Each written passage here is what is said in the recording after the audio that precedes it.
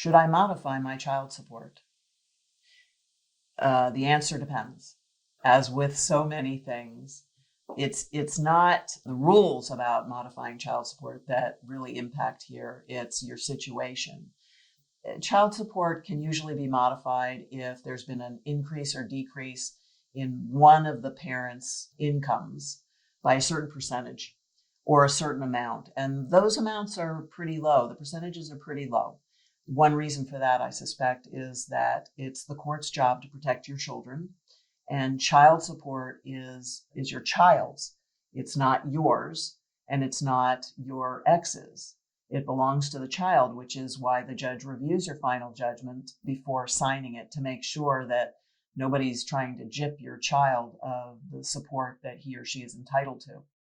So having said that, if there's been some significant increase, what do? Well, you go talk to an attorney, and the attorney will give you this advice.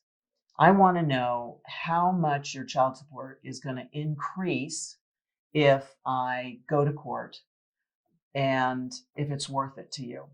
So a lot of middle-class people would consider an increase in child support of a few $100s significant to them. And it may well be, but I'm an attorney and I charge anywhere from $250 to $500 an hour. And if you have to fight over the increase in child support, then you need to weigh how much the increase is worth versus how much you're going to end up paying in attorney's fees. Now, it's true that sometimes the other side will have to pay your attorney's fees.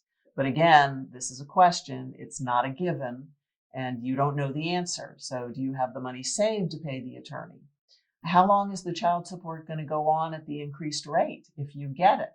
Is your child 2 or is your child 14? Because the number of years at the increased rate may make a difference, may impact on your decision making. I find in most of my situations with my clients that they opt to talk to the other side and ask whether there's a number that they can agree on rather than hassling it out in court and both of them paying for attorneys to fight with each other. I recommend that they do this first. I recommend, if I'm the recipient of the child support, that my client call his ex and ask.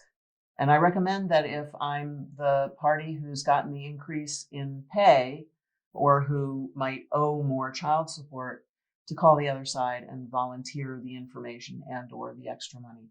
The support really does belong to your child.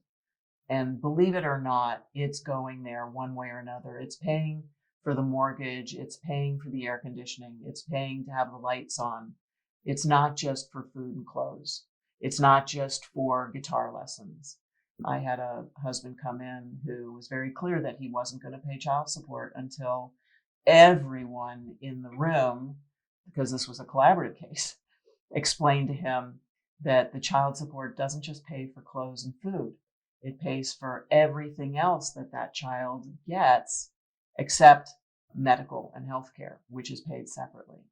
So be reasonable. That's my advice when it comes to asking for an increase in child support or notifying the other side that there should be an increase in the child support that you're paying. Be reasonable.